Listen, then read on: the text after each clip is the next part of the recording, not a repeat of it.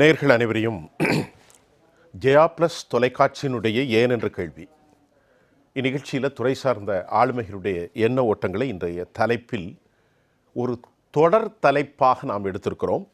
திமுகவினுடைய நீட் தேர்வு ரகசியம் ரத்து என்னவானது? பலருக்கு இது ஆச்சரியமாக இருக்கும். ஏனென்றால் இது தொடர்ந்து துன்பம் தரக்கூடிய ஒரு செய்தி.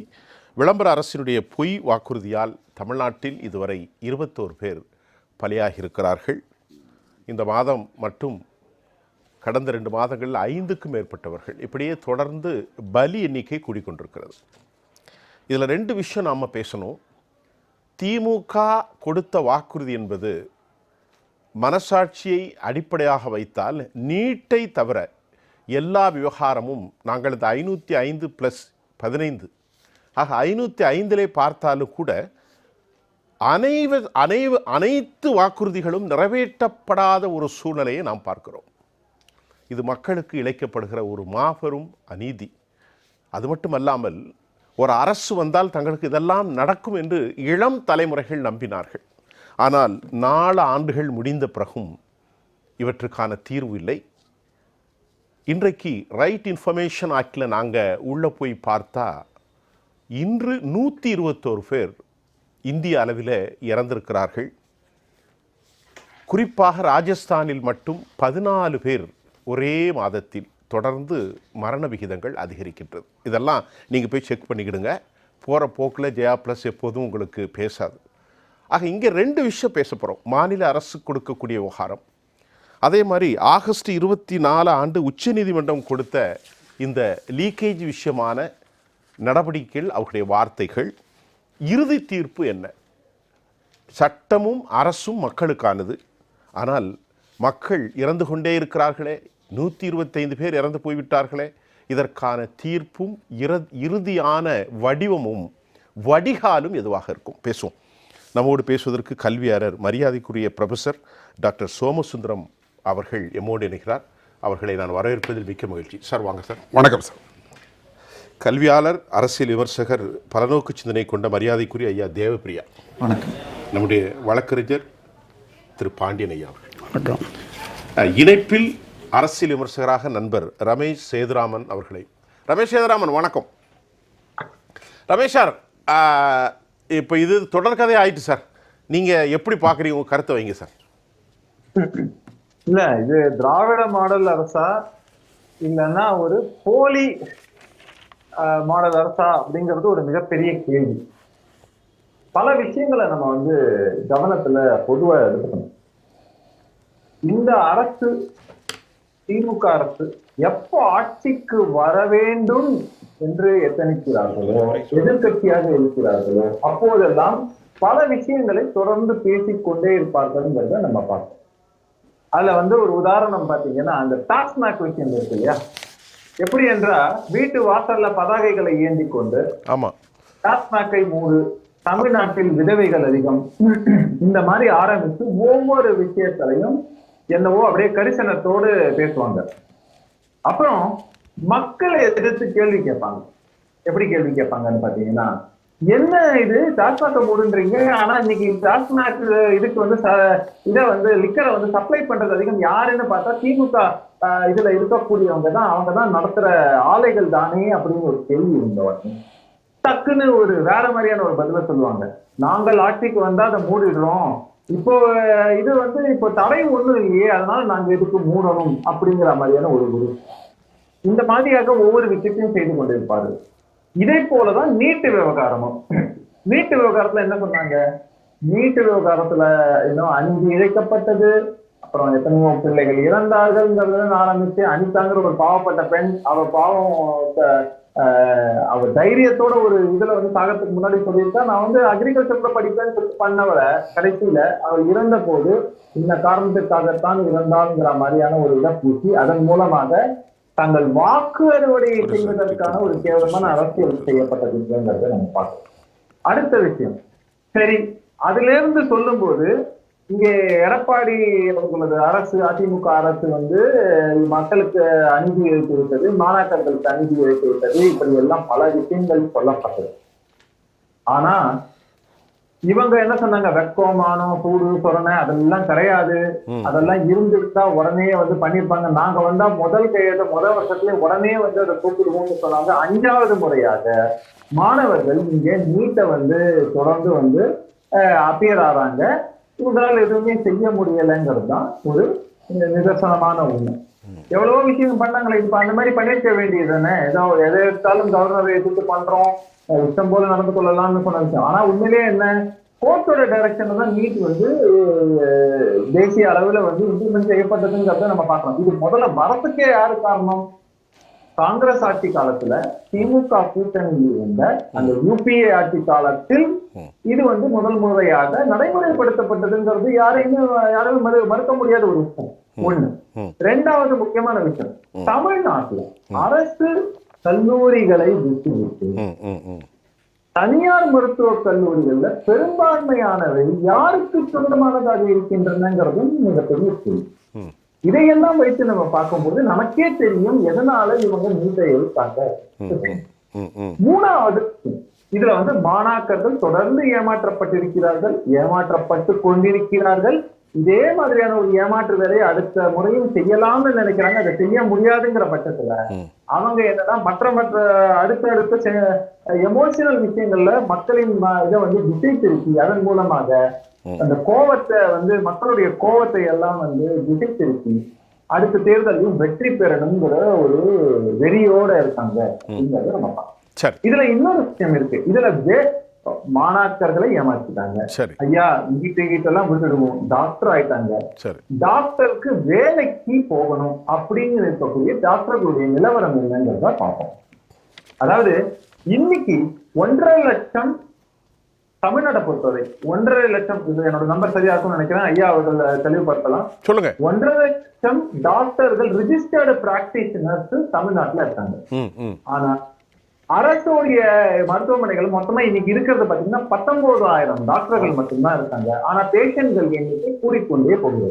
20 வருஷத்துக்கு முன்னாடி எத்தனை நம்பர் ஆஃப் டாக்டர்ஸ் இருந்தாங்க, மக்களுக்கான விகிதாச்சாரத்துல எத்தனை டாக்டர் இருந்தாங்க, அதே மாதிரியான அன்னைக்கு இருந்த கட்டமைப்புகளுக்கும் இன்னைக்கு இருக்கக்கூடிய கட்டமைப்பு, அதுவும் சொல்ல போனோம்னா ஸ்பெஷாலிட்டி, சூப்பர் ஸ்பெஷாலிட்டி என பல விஷயங்கள் இருக்கும்போது அதற்கு போதிய இவர்களுக்கு மருத்துவர்களுக்கு வேலை வாய்ப்பு வழங்கப்பட்டிருக்கிறதா? அங்கேயும் மக்கள் வஞ்சிக்கப்பட்டிருக்கிறார், மக்களும் பொதுமக்களும் வஞ்சிக்கப்பட்டிருக்கிறார்கள், டாக்டர் முடிச்சு வந்து வேலைக்கு முடிச்சு வந்து டாக்டர்களும் வஞ்சிக்கப்படுகிறார். அடுத்தது, நீங்க வந்து டாக்டர்களாக இருக்கக்கூடியவர்கள், வேலையில் இருக்கக்கூடியவர்கள், அவங்களுக்கு இழைக்கப்பட்ட அநீதி என்னங்கிறத அடுத்திருப்பான். 2009 ஒரு ஜீவோ 1 கலைஞர் கருணாநிதி என்று எல்லாரும் இவங்க திராவிட மாடல்ல தூக்கி கொண்டாடக்கூடிய ஒரு முக்கியமான ஒரு தலைவரை வந்து அவரோட பீரியட்ல போட்ட ஜீவோ 2019 ஒரு ப்ரொடெக்ட் ஒண்ணு நடந்தது. அதை வந்து இம்ப்ளிமெண்ட் பண்ணல. அப்புறம் கேட்டாக்க வந்து அதிமுக பண்ணல, 1000 விஷயங்கள் சொன்னாங்க. ஆனா 2019 எலெக்ஷனுக்கு முன்னாடி இதுல வந்து போராட்டம் நடத்திய போது எனக்கு தெரிஞ்சு இங்க அவையில் நம்மளுடன் இருக்கக்கூடிய ஐயா அவர்கள் வந்து போராட்டம் செய்த போது பக்கத்திலேயே உட்கார்ந்துருந்தான்னு நினைக்கிறேன். நம்ம எல்லாரும் மீடியால பார்த்தோம். நான் வந்தா உடனே இதை செய்வேன் என்று சொன்ன இன்றைய முதல்வர் முத்தமிழ் வித்தவருடைய மகன் அவர்கள் என்னென்னலாம் சொன்னார்னு பார்த்தோம். நான் என்ன முன்னாடி எதுக்காக உதாரணம் கொடுத்தேன்னா, அது இந்த விவகாரம் சொன்னேன் இல்லையா, நம்ம டாஸ்மாக் விவகாரம் அதே மாதிரி தான். எல்லா இதையும் கொடுத்து விட்டு கடைசியாக இன்னி வரைக்கும் அதை இம்ப்ளிமெண்டே பண்ணல. அதாவது இவங்களுக்கு சேலரி விஷயம் பார்க்கும்போது ஒரு பிரிவுல நம்மளே வந்து ஒரு என்ன சொல்றது பொறாமையுடன் கூட பார்த்திருக்கோம். வந்து டாக்டர்களுக்கு சேலரி அதிகமாக இருந்தது. ஆனா இன்னைக்கு நிலைமை தலைகீழாக இருக்கிறது. அவங்களுக்கு பிரைவேட் ஹாஸ்பிட்டலையும் சரி கவர்மெண்ட்லயும் சரி போதுமான அளவுக்கு அவங்களுக்கு சேலரி வருதாங்கிறது ஒரு முக்கியமான கேள்வி. 2வது, இல்ல கடைசியா ஒரே ஒரு மாற்றம் மட்டும் சொல்லிடுறேன். இதுல வந்து டாக்டர் இருக்கக்கூடியவர்கள் கடைசியா ஒரே விஷயம், இறந்து போன டாக்டர்கள் கொரோனா காலத்தில் இந்த பேரழிவு சமயத்துல டாக்டர்கள் எவ்வளவு சேவை செய்தார்கள் இரவு பகல் பாராமல்ங்கிறத பாக்குறோம். அந்த கடைசி பீரியட்ல தான் வந்து அதிமுக ஆட்சி போனது, திமுக ஆட்சி வந்தது. அதைத் தொடர்ந்து அது உயிரிழந்த மருத்துவர்களுக்கு கண்டிப்பாக என்ன பண்ணாங்கன்றது மிகப்பெரிய கேள்வி. அதுவும் குறிப்பா சொல்லணும்னா விவேகானந்தன் நினைக்கிறேன், டாக்டர் விவேகானந்தன் பள்ளிப்பட்டு இதுல வந்து இந்த கொரோனா காலத்துல இறந்தவருக்கு அவருடைய குடும்பம் அதே மாதிரி வந்து எங்களுக்கு குடும்பத்துல ஒருத்தருக்கு வந்து அரசு வேலை வாய்ப்பு கொடுக்கப்படும், இந்த மாதிரியான விஷயங்கள்லாம் கேட்கறது எதுவுமே இந்த மாதிரியாக தொடர்ந்து அத்தனை பேரையும் சிஸ்டம் இருக்கா, மாணவர்கள், புதிதாக வேலைக்கு சேர வேண்டிய மருத்துவர்கள், வேலையில் இருக்கக்கூடிய மருத்துவர்கள், இறந்து போன மருத்துவர்கள், அத்தனை பேரையும் பொதுமக்கள் இத்தனை பேரையும் ஒட்டுமொத்தமாக வஞ்சிக்க முடியும் என்றால் அது இந்த திமுக அரசால் மட்டுமே முடியும் என்று ரைட். முதல் கட்ட கருத்தை ரொம்ப விரிவாக பேசினார். நீட் விவகாரத்தை பேசும்போது அவர் தமிழ்நாட்டுடைய மருத்துவத்துறையினுடைய அவல நிலைகளை பேசியிருக்கிறார். இப்போ நாம் சப்ஜெக்டுக்குள்ளே வந்துடும். அவர் சொன்னது சப்ஜெக்டோட உள்ள பாயிண்ட் தான். சரி, இப்போது திமுகவினுடைய ப்ரோ ஆக்டிவிட்டீஸ் மத்திய அரசை குறை சொல்கிறது. மத்திய அரசு திமுக ஏற்கனவே 2017 விவகாரத்தில் அமல்படுத்தி ப்ராசஸுக்கு வைங்க. இப்போ இந்த நேரத்தில் இதுக்கு தீர்வு என்ன? 121 பேர் ஆல் இண்டியா லெவலில் இறந்துருக்கிறாங்க. ராஜஸ்தான் மாநிலத்தில் இருக்கக்கூடிய கோட்டா அது வந்து ரொம்ப முக்கியமான சென்டர். 14 பேர் உயிரிழப்பு. இந்த கோட்டா வந்து நீட் தேர்வுக்கான பெரிய மையம். சென்னை, டெல்லி மாதிரி கொள்ளையடிக்கிற இடம் அப்படின்னு நாம் அதை சொல்ல முடியாது. நான் சொல்லலாம்ல சார், நீங்கள் சொல்லலாம், அது உங்கள் விவகாரம். ஆனால் இதில் 14 பிள்ளைகள் இறந்துருக்குறாங்க. ஆல் இண்டியா லெவலில் ஒருவர் இறந்து போயிட்டாலே அமெரிக்கா பதறிடும். அமெரிக்கா தன் சிட்டிசன் ஒன்று இறந்துட்டாலே பதறும். 125 பேர் இறந்துருக்குறாங்க. பரஸ்பரம் எனக்கு என்ன கேள்வி என்றால், ஒரு செய்தியாளனாக நீங்கள் அவரை குறை சொல்கிறீர்கள், அவரை குறைக்கிறீர்கள், நாங்கள் என்ன செய்வது என்று மக்கள் கேட்குறாங்க. Correct sir. இப்போ நீங்கள் சொன்னதுலேருந்து ஆரம்பிப்போம் சார். இந்த 14 இப்போ இவங்க இப்போ தமிழ்நாட்டில் இப்போ அவர் பேசுனது ஃபுல்லாக நீட் என்னமோ தமிழ்நாட்டுக்கு மட்டும் வச்சு நடத்துகிற மாதிரியே ரமேஷ் சேதராமன் சார் பேசிட்டு போயிட்டார். இது ஆல் இண்டியா லெவலில் நடக்கிறது. இன்றைக்கி இப்போ நேற்று முந்தா நாள் சனிக்கிழமை செத்து போன, அதாவது இந்த வருஷம் 25 ராஜஸ்தான்கிற கோட்டாவில், அது இப்போ கடைசியாக செத்த அந்த பொண்ணு வந்து சனிக்கிழமை செத்து போனது வந்து மத்திய பிரதேச பொண்ணு. மத்திய பிரதேசம். அந்த பொண்ணு கோட்டாவில் அடுத்த நாள் ஞாயிற்றுக்கிழமை எக்ஸாம் எழுதணும், முதல் நாள் நைட்டு செத்து போயிடுது. இப்போ சூசைட் பண்ணிவிடுது. இது 14வது எதுன்னு கேட்டிங்கன்னா இந்த ஜனவரி, பிப்ரவரி, மார்ச், ஏப்ரலில். ஆமாம், இது முன்னாடி நிறையா நான் முன்னாடி சொல்ல. இப்போ இந்த நான் என்னுடைய முன்னுரையிலே பாருங்க, இந்த மாதம் ஒன்றே ஒன்று தான், வேறு ஒன்றும் நீங்கள் சொன்னது கரெக்டு. இந்த 4 மாதத்தில் செத்து போன சூசைட் பண்ணிக்கிட்ட ராஜஸ்தான் நடந்த கோட்டாவில். அப்போ தமிழ்நாடு மட்டும் சூசைடு கிடையாது, ஃபஸ்ட்டு பாயிண்ட்டு. ரெண்டாவது, இவங்க 2 பேருமே, சாருமே சரி அவரும் சரி, நீட்டு வேணுமா வேண்டாமா அப்படின்னு சொல்லணும், ஃபஸ்ட்டு பாயிண்ட்டு. நான் சொல்கிறேன், நீட்டுனால தரமற்ற மருத்துவர்களை இந்தியாவில் உருவாக்குது அப்படின்னு சொல்கிறேன். இதுக்கு எப்படி அப்படின்னு கேட்பீங்க. போன வருஷம் பிஜி நீட்டுக்கு 0% பர்சன்டேஜும் வேற அப்படின்னு, அது நம்ம பர்சன்டைன் வேற, பர்சன்டேஜ் வேற வேற. ஆனால் திடீர்னு புரியாது இல்லை, அதுக்கு தான் நான் சொல்லிடுறேன். பர்சன்டைலில் என்ன அப்படின்னு கேட்டிங்கன்னா, போய் ஒருத்தன் யூஜி முடிச்சுட்டு பிஜிக்கு என்ட்ரன்ஸில் போய் கொஸ்டின் பேப்பரை வாங்கிட்டு சும்மா கொடுத்தா கூட அவங்களுக்கு பிஜி கிடச்சிரும். இது உண்மையா இல்லையா? அப்போ தரமற்ற மருத்துவர்களை நீங்கள் உருவாக்குறீங்களா இல்லையா? இந்த ஒரு கேள்வியோட கேட்டுட்டு நான் முதல் ஒன்றை முடிச்சுக்கிறேன். சரி, சொல்லுங்கள் 2 பேரையும். சரி, சொல்லுங்கள். சரி, நம்பர் 1, கிட்டத்தட்ட அவர் ரொம்ப ரொம்ப ஜனநாயகவாதியாக இருக்கார் பாண்டியன். 8 தமிழகத்தில் 10 லட்சம் பேர் 10th எழுதுறாங்க. +2க்கு வரப்போ 8 லட்சமாக சுருங்கி விடுகிறது. பாலிடெக்னிக், ஐஐடி அப்படின்னு, ஐடிஐ அப்படின்னு போயிடுறாங்க. 8 லட்சம் பேர் +2 எழுதுறதுல 2 லட்சம் பேர் கிட்டத்தட்ட அந்த ஃபர்ஸ்ட் குரூப் எழுதுறாங்க. அவங்க எல்லோருக்கும் மெடிக்கலுக்கு போகிறதுக்கு வாய்ப்பு இருக்குது. அதில் நீட்டில் போன வருஷம் கிட்டத்தட்ட 1,50,000 பேர் எழுதுனாங்க. இந்த முறை 1,25,000 பேர் எழுதுறாங்க. இதில் தமிழகத்தில் 8,000 சீட் இருக்குது. எம்பிபிஎஸ் மாத்திரம் நான் சொன்னேன்னா அதில் 3,500 சீட்டு கவர்மெண்ட் காலேஜ் சீட்டு. அங்கே ஃபீஸு வருஷத்துக்கு 20,000 ரூபா. நீங்கள் ப்ரைவேட்டில் போய் சேரணுன்னா 2 கோடி ரூபாய். இப்போ இதிலிருந்து வெறும் மார்க் வச்சு எடுத்தால் 1 மார்க்கு, 1/2 மார்க் வித்தியாசத்தில் கூட உங்களுக்கு அதை விட ஜாஸ்தியாக வந்துடும். இன்னொன்று, ஸ்டேட் போர்டு, சென்ட்ரல் போர்டு, இந்த ஐசிஎஸ்னு பிரிகிறப்ப ஒரே கொஸ்டின் பேப்பர் ஒரே பாடத்தை வச்சு எடுத்தால் கூட ஸ்டேட் போர்டில் படிக்கிறவன் அதிகமாக 100க்கு 100 போடுறாங்க, அங்கெல்லாம் 98க்கு மேலே போட மாட்டேன்னு வருது.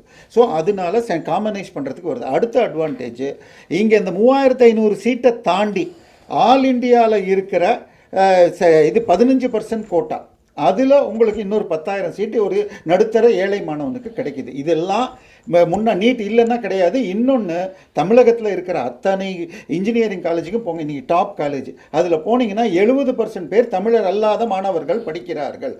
நீட் வந்ததுனால 85% மாணவர்கள் உள்ளூர் மாணவர்கள் நேட்டிவிட்டி சர்டிஃபிகேட் இருந்தால் மட்டுமே சேர முடியும். ஸோ முன்னாடி தமிழ்நாட்டில் இருக்கிற 8000 சீட்டில் 2000 பேர் கூட தமிழர்கள் படிக்க மாட்டாங்க, மற்ற ஸ்டேட்லேருந்து வந்து படிப்பாங்க. இன்றைக்கி இன்ஜினியரிங் இப்போ போய் பாங்க, எந்த ஸ்கூல்லேருந்து காலேஜ்லேருந்து டேட்டா எடுத்தாலும் அது. ஆனால் மெடிக்கலில் அது முடியாது.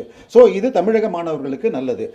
எப்படி செலக்ட் பண்ண முடியும்? 3 சிலபஸ் வர்றப்ப அடுத்தது இந்த நீட் எழுதினா தான் இங்கே விழுப்புரத்தில் படிக்கிறவனுக்கு ஜிப்மர் போகிறது எனக்கு ஈஸியாக இருக்கும், எனக்கு மெட்ராஸ் வந்து படிக்கிறது விடங்கிறப்ப அவன் ஆல் இண்டியா ஒரு எக்ஸாமில் பண்ண முடியும். பல கல்லூரிகளில் பல இடத்துல எக்ஸாம் வச்சதுனால உங்களுக்கு இது டேட் கிளாஷ் எல்லாம் ஆச்சுன்னா ஒரு சென்ட்ரலைஸ்ட் எக்ஸாம் வந்துச்சு. ஸோ செலக்ட் பண்ணுறதுக்கு ஐ மீன் நீட்டுங்கிறதுக்கு பேரே national eligibility entrance test. So ஒரு தேசிய பொது தேவை. அடுத்த பிரச்சனை, இப்போ அந்த பொது தேவை வந்து குவாலிட்டி டிசர்வ்டான ஸ்டூடெண்ட்ஸை உருவாக்குறது உங்கள் வாதம் இல்ல குவாலிட்டி சார், குவாலிட்டியா எப்படி சார் ஸ்டேட் ஒரே ஒரு இல்லை. இப்போ நம்ம கோர்ட்டினுடைய தீர்ப்புகளும் சரி, மைய அரசு என்ன சொல்லுதுன்னா அதாவது நேஷனல் எஜுகேஷன் அந்த பாலிசி வந்து ஒரு தரமாக சர்வதேச மாணவர்களை உருவாக்குதுங்கிறீங்க. அந்த சர்வதேச மாணவரை உருவாக்கும் போது ஒரு நிமிஷம் இருக்கு, உங்கள்கிட்ட ரெண்டாவது வரேன். சோமசுந்தர ஐயா வர நம்ம இப்படி கொண்டு போகலாம். சோமசுந்தர ஐயா, இப்போ செல்ஃப் ஃபினான்ஸ் காலேஜில் அதற்கான அடிப்படை மார்க்குகள் என்ன? 12th பாஸ் ஆயிருக்கணும். 12th ஸ்டாண்டர்ட் பாஸ் ஆயிருக்கணும். முதல்ல நீட்டுக்கு மார்க் இல்லை. நீட்டுக்கு மார்க் இல்லை. ஆனால் இல்லை வரேன் இல்லை, நான் இப்படி கரண்ட்லாம் கேட்குறீங்க. ஆமாம், அதுக்கு கட் ஆஃப் உண்டு. நீட்ல குறிப்பிட்ட 720க்கு ஓசினா 125 மார்க் எடுக்கணும், 130 எடுக்கணும். அங்கேயும் கட் ஆஃப் வந்துடுச்சு. சரி, ஒரு நிமிஷம் இருங்க. இப்போ ஐயா இருங்க. இப்போ பாருங்க, இப்போ இந்தியாவிலிருந்து போகிறவங்க ஸ்டூடெண்ட்ஸு மெடிக்கல் காலேஜ்னா அவன் ப்ரைவேட்டில் படித்தாலும் கவர்மெண்ட்டில் படித்தாலும் சர்வதேசத்தில் தன் தரத்தை நிற்பது ஒரு இந்திய மாணவன் என்பது தான். அவன் ஃபைனான்ஸர் ரூபாயை கொடுத்துட்டு போய் படித்தான் அல்லது கவர்மெண்ட்டில் மெரிட்டில் படித்தாங்கிறது இல்லை. அப்போது டாக்டர் ராமதாஸ் சொல்கிறாரு 15% எடுத்தவங்களுக்கெல்லாம் சீட்டு கிடைக்குது. நல்லா கவனிங்க, 108 107 எடுத்த 9 எடுத்தவங்கெல்லாம் காசை கொடுத்துட்டு உள்ளே போயிடுறாங்க. 2 கோடி ரூபாய் 5 வருஷத்துக்கு 2 கோடி. நல்லா கவனிங்க, 5 வருஷத்துக்கு 2 கோடி. ஆரம்பத்தில் கேபிடேஷன் 1 கோடி, அது தவிர 2 கோடி தவிர 1 கோடி 3 கோடி. சரி, அதுக்கப்புறம் மாசத்துக்கு வருஷத்துக்கு ஒரு 30 லட்சம் 40 லட்சம். இப்ப நான் என்ன கேட்கிறேன், இடைவேளைக்கு அப்புறம் நம்ம பேசுவோம். அப்புறம் நான் என்ன பேச போறோம்னா இதுல எப்படி தரம் இருக்குங்கிற கேள்வியை நான் உங்கள்கிட்ட கேட்கிறேன். தேவப்பிரியா ஐயா, 108 எடுத்து 1 கோடி கொடுத்தா கிடைக்குது. 2 கோடி மினிமம். சரி, 1 கோடியோ 2 கோடியோ 3 கோடியோ வைங்க. 108 109 எடுத்தா 2 கோடி கொடுத்தா 1 கோடி கொடுத்தா கிடைச்சிருது. பெரிய பணக்காரன் என்ன சம்பாதிக்கிறாங்களா கவலை இல்லை. ஆனா அனிதா போன்ற எங்க பிள்ளைங்களுக்கு, பாவப்பட்ட பிள்ளைங்கள் கனவுல இருந்து செத்து போகுது. இது என்ன தர்மம், இது என்ன நீதி, இது என்ன தரம் அப்படின்னு நான் கேட்கல. நானும் கேட்குறேன், ஒரு பத்திரிகையாளனா ராமதாஸ் கேட்குறாரு. சரியா, ஒன்று இந்த நீட் தேவையில்லைன்னு சொல்லி இந்த ஆட்சி ஒரு குழுவை போட்டாங்க, இது ஏகேராஜன் தலைமையில். அந்த குழு ரிப்போர்ட்டை 12 ஸ்டேட் கவர்மெண்ட்டுக்கு அனுப்பிச்சாங்க. எதிர்க்கட்சிகள் ஆளும் மாநிலத்துக்கு ஒருவர் கூட ஆதரிக்கலை. இந்தியா ஃபுல்லாக ஏற்றுக்குது. ஸோ எதிர்ப்பது இந்த ஒரு கட்சியில். இங்கே ஒரு இக்கோ சென்டர் கிரியேட் பண்ணப்பட்டிருக்கு. நான் இப்போ உங்கள்கிட்ட திமுகவுடைய அநியாயத்தை பற்றி நம்ம ரெண்டாவது பேசுவோம். சொன்னதாவெல்லாம் ஃப்ராடு, பொய் சொல்லியிருக்கிறாங்க. ஒரு நிமிஷம் இருங்க. சரி, இப்போ நான் உங்கள்கிட்ட லெட் அஸ் நோ சம்திங். நான் தெரிஞ்சுக்கிறத கேட்குறேன். 108 மார்க் எடுத்து 109 எடுத்து 15 விழுக்காடு எடுத்து காசு இருந்தா எங்க அப்பா பெரிய செல்வந்தர் 2 கோடியை கொடுத்து சேர்த்துறேன். ஆனா என் தம்பி பிள்ளை இருக்கு பாருங்க, அது பாவம், என் தம்பி மாசத்துக்கு ஒரு 10,000 ரூபாய் சம்பாதிக்க, ஆனா நான் பணக்காரன் சேர்த்துறேன். இது என்ன disparity? What kind of discrimination? ரெண்டு விஷயம் நீங்க அதை சொல்லுங்க. இந்த விஷயம், இந்த மரணத்தை திருப்பி அதிகப்படுத்துறீங்க. அனிதா காலகட்டத்தில் தமிழக சிலபஸ் இது என்சிஆர்டியோட சேராம இருந்தது.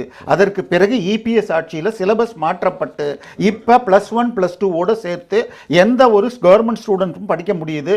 ஐ மீன் கோச்சிங் எடுக்காம போலீஸ் வேலையில் இருந்த ஒருவர் கிருஷ்ணகிரியிலிருந்து போன வருடம் எழுதி கிளியர் பண்ணியிருக்கார். எனவே இது கோச்சிங் இருந்தாதான் முடியும். அதெல்லாம் வந்து போய் 11 12 ஐயா சொல்றது சரி. நான் ஐயாட்ட என்ன கேட்கிறேன், அனிதாவுக்கு வந்து அந்த மார்க் தரமான மார்க் வச்சிருங்க, அதே தரத்தை தானே எல்லாத்துக்கும் யூஸ் பண்ணும். It can be applied all the sectoral. How can you differ from one sector to other sector? Let us know something. இல்ல, எல்லா இடத்துலயும் இது உண்டு. ரயில்வே டிக்கெட்ல இருந்து நீங்க டட்கல்ல கொடுத்தீங்கன்னா டிக்கெட் கிடைக்கும். பணத்துக்கு தனி மதிப்பு உண்டு. ஐ மீன் பொருள் இல்லாருக்கு இவ்வுலகம் இல்லைன்னு திருவள்ளுவருமே சொல்லியிருக்காரு. அப்போ ஒத்துக்கிறீங்க? அப்ப தரம்லாம் இல்லை. இருங்க நான் சொல்ல அப்ப தரேன் இல்ல ஐயா கேக்குறேன். அருள் இல்லாருக்கு அவுலகம் இல்லை, பொருள் இல்லாருக்கு இவ்வுலகம் இல்லை. ஆகவே பொருள் இல்லை என்றால் நீங்கள் அப்ப நீங்க தரத்தை உங்க படிப்பால இது பண்ணிக்கணும். மிச்சம் இருக்கிற சீட்ல சார் அதுக்குத்தான் தமிழகத்தை சேர்ந்தவர்கள் சேரணும்னு அந்த நேட்டிவிட்டியை கம்பல் பண்ணி இதுல போட்டியில கொண்டு வான்னு சொல்லியிருக்கு. சரியா? நீங்கள் இவர் சார் சொன்னதுலேயே அந்த லிஸ்ட்டையும் கூட உங்களுக்கு வந்து ஸ்டேட் கவர்மெண்ட் தான் எடுக்கும். மேனேஜ்மெண்ட் கோடா ஒரு 10% தான் இந்த 120 150 மிச்சம் இருக்கிற ஃபுல் 50%ஐயும் ஒரு காலத்தில் பண்ணிக்கிட்டு இருந்தாங்க. இப்போ பண்ணுறது கிடையாது. அடுத்ததாக உங்களுக்கு சொன்னால் ஒரு ஆளுக்கு உடம்பு சரியில்லை. இப்போ என்னுடைய மகனே வச்சுக்கோங்க, ஏன் இப்போ +2 எக்ஸாம் அந்த 4 பேப்பர் எழுதுகிற அன்றைக்கி உடம்பு சரியில்லைன்னா ஒரு 2-3 மதிப்பெண் போச்சுன்னால் அவன் மருத்துவர் கனவே போயிடும். ஆனால் நீட்டில் 3 முறை அவன் எழுதலாம். இந்த வருஷம் மார்க் குறைஞ்சாலும் அடுத்த வருஷம் நான் டாக்டர் தான் ஆகணும் அப்படிங்கிற ஒரு ஸ்டூடெண்ட்டுக்கு 3 ஆப்ஷன் 3 முறை எடுக்கிறது அது இருக்குது. ஸோ அதனால அந்த நான் இன்றைக்கும் சொல்லிடுறேன், மருத்துவம் என்பது முக்கியமானதுன்னா என் பொண்ணுக்கு நான் தேடிட்டு இருந்தா ஃபஸ்ட்டு மேட்ரிமோனியில் கேட்டது மெடிக்கல் ஒத்துப்பீங்களா? 100க்கு 90 பெண்கள் இன்னைக்கு இது டாக்டர் வேண்டான்னு சொல்றாங்க, டாக்டர் மாப்பிள்ள வேண்டான்றாங்க. இதுதான் சிச்சுவேஷன். அடுத்தது தற்கொலைன்னு திருப்பி சொல்லப்படுது. இந்தியாவில் சராசரியாக வருடத்திற்கு 13,000 மாணவர்கள் தற்கொலை செய்துகிறார்கள் கல்வி நிலையினால. இது நீட்டுக்கு மாத்திரம் இல்ல, ஈவன் ஐஐடியில சேர்ந்த பிறகு தற்கொலை, ஐஐடி கேம்பஸ்குள்ள தற்கொலைகள். அதுக்கு இட் வுட் ஹேவ் டிஃபரண்ட் காரணங்கள் உண்டு. அதுதான் சார், மாணவர்கள் போதை பழக்கத்துல தற்கொலை செய்யறாங்க, கல்வியில பிரஷர், அதெல்லாம் விட்டுருங்க. இப்ப இந்த 120 பேர் இறந்ததும் இந்த பார்டர்லாம் தான் சார். அதுல பேரண்ட்ஸ் உடைய பிரஷர் அதிகமா இருக்கும், நீ டாக்டர் ஆகணும், அதை விட்டா வேற ஆப்ஷன் இல்லைன்னு ஒரு இது. அதுக்கு தான் நான் திருப்பி சொன்னேன், இன்னைக்கு அடுத்த ஜெனரேஷன்ல டாக்டர் ஹஸ்பண்ட் வேணாங்கிறதா 100க்கு 90% குழந்தைங்க எதிர்பார்க்கிறது. ஒரு நிமிஷம் பாண்டியன் ஐயா, உங்களுக்கு ஒரு சான்ஸ் தரேன். ஐயாட்ட நான் கேட்டேன்ல, திருப்பி தரமான மாணவர்களே உருவார்கள். நேஷனல் எலிஜிபிள் எக்ஸாமினேஷன் எழுதுறது. இப்போ திமுக ஆட்சியை பற்றி நம்ம 2வது பேசுவோம், அவங்க கொடுத்த வாக்குறுதிலாம். அவள் தரத்துக்கு இது என்ன 15% வாங்கின காசு இருந்தால் தரோம் அப்படின்னு ஐயாட்ட கேட்டேன். அவள் சொன்ன பதிலை நீங்கள் எப்படி பார்க்க? இல்லை சார், இப்போ நான் ஒரு கேள்வி கேட்டேன், நீங்கள் ஒரு கேள்வி கேட்டீங்க. இல்லை, முதல்ல ஒரு கேள்வி கேட்டேன், அந்த கேள்விக்கு இப்பயும் பதில் இல்லை. தரமற்ற மருத்துவர்களை இந்த நீட் உருவாக்குது அப்படின்னு சொல்லி ஒரு இதை கேட்டேன். 0% 0 முட்டை மார்க் வாங்கினவங்க டாக்டரை ஆக்குறீங்க அப்படின்னு நான் வந்து குற்றச்சாட்டு வச்சிருக்கேன். அது எதுக்கு? யூஜிக்கு இல்ல சார், சொல்லுங்க. பிஜின்னு சொல்லிட்டேன். பிஜிக்குன்னு சொல்லுங்க. பிஜிக்குன்னு சொல்லிட்டேன். பிஜி தான், பிஜி தான் சொல்லுங்க. அப்ப எல்லாரும் நினைப்பாங்க எம்பிபிஎஸ் நினைச்சிருப்பாங்க. இல்ல போன வருஷம் இருந்த எம்பிபிஎஸ்ல என்ன கோளாறுன்னு கேட்டீங்கன்னா, இப்போ 1 லட்சம் சீட்டு இருக்கு சார் உத்தேசமா. 1 லட்சம் ப்ளஸ் இருக்கும், அது மொத்தம் இந்தியா ஃபுல்லா. அதுல இவங்க என்ன பண்ணணும், பொதுவாக நம்ம என்ன பண்ணுவோம், மார்க் வந்துனாக்க 720 மார்க்குக்கு மொத்த மார்க் அப்படின்னா அங்கேருந்து 1 லட்சமோ 2 லட்சமோ அறிவிக்கணும் சார் பாஸ்ன்னு. இவங்க எவ்வளோ அறிவிக்கிறாங்கன்னா, நீங்கள் சொன்ன 108 வரை வருது சார். ஆமாம், அங்கே தான் வந்து இவங்க மெரிட்டாக. இது எவ்வளோ ஐயா, இது எவ்வளோ வருது தெரியுமா? 15%. அங்கே தான் வந்து 15% கீழே. ஏன் அப்படி சொல்லணும்? அப்போ இது எவ்வளோ பெரிய அநியாயம். எக்ஸாம் அந்த மாதிரி வச்சு நீங்கள் வந்து மொத்தம் 1 லட்சம் சீட்டுக்கு 2 லட்சம் சீட்டு வைங்க. இப்போ ஒரு உதாரணமாக ஒரு IAS 10 பேர் வேணும்னா 20 பேருக்கு இன்டர்வியூ வைப்பீங்க, 10 பேர் எடுப்பீங்க. ஆனால் 1 லட்சம் சீட்டுக்கு நீங்கள் ஏன் இவ்வளோ பேர் 20 லட்சம் பேர் எழுதி கிட்டத்தட்ட 15% எவ்வளோ வரும் பாருங்க. அவ்வளோ போக உங்களுக்கு அவ்வளோ பேர் பாஸ்ன்னு அறிவிக்கிறீங்க. அதுதான் 56% தான் பாஸ் ஆகுறாங்க, 44% ஃபெயில் ஆகுறாங்க. இப்ப நான் இப்ப மறுபடியும் ஒரு வலிமையான நெகட்டிவ் மார்க்ஸ் இருக்கு சார். இதுல முக்கியமான காரணம் டாக்டர் ஆறாங்களோ இல்லையோ, இருங்க, பேரண்ட்ஸ் பேஷண்ட் ஆயிட்டாங்க. பசங்க டாக்டர் ஆறாங்களோ இல்லையோ, நிறைய பேரண்ட்ஸ் வந்து எனக்கு தெரிஞ்சு பேஷண்ட் ஆயிட்டாங்க. சரி, இப்போ நீங்க இப்போ 2 பேருடைய கருத்து உங்க நேரத்தை எடுத்துட்டு சொல்லுங்க. சொல்ல வேண்டிய கருத்து எடுங்க. இப்போ திமுக அரசு வாக்கு கொடுத்து 4 வருஷம் முடிஞ்சு, கண்டிப்பா மக்கள் எதிர்பார்த்தாங்க இந்த அரசு வந்து விட்டால், கழக அரசு வந்த உடனே ரகசியம் பாக்கெட்டில் இருக்கு, உடனடியாக யூஸ் பண்ணுவோம் இந்த டூலை, வெற்றி பெறுவோம். அது மிசைலா, பாலிட்டிக்கா, சூப்பர் சோனிக்கா, வி டோன்ட் நோ எனிதிங், எங்களுக்கு தெரியாது.